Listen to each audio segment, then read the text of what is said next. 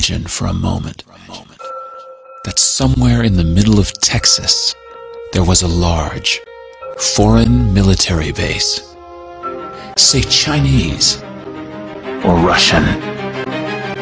Imagine that thousands of armed foreign troops were constantly patrolling American streets in military vehicles. Imagine they were here under the auspices of keeping us safe, or promoting democracy, or protecting their strategic interests. Imagine that they operated outside of U.S. law and that the Constitution did not apply to them.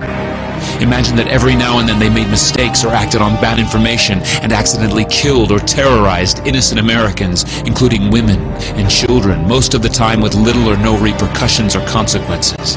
Imagine that they set up checkpoints on our soil and routinely searched and ransacked entire neighborhoods of homes.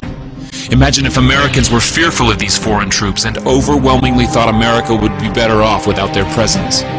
Imagine if some Americans were so angry about them being in Texas that they actually joined together to fight them off in defense of our soil and sovereignty because leadership in government refused or were unable to do so.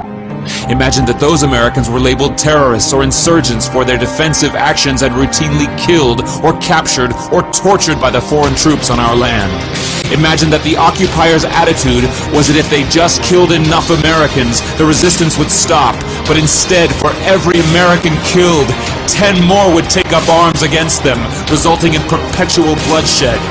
Imagine if most of the citizens of the foreign land also wanted these troops to return home. Imagine if they elected a leader who promised to bring them home and put an end to this horror. Imagine if that leader changed his mind once he took office. The reality is that our military presence on foreign soil is as offensive to the people that live there as armed Chinese troops would be if they were stationed in Texas.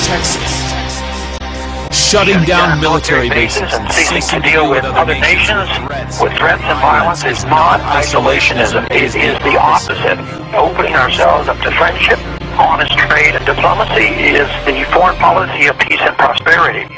It is the only foreign policy that will not bankrupt us in the short order, as our current actions most definitely will. I share the disappointment of the American people in the foreign policy rhetoric coming from the administration.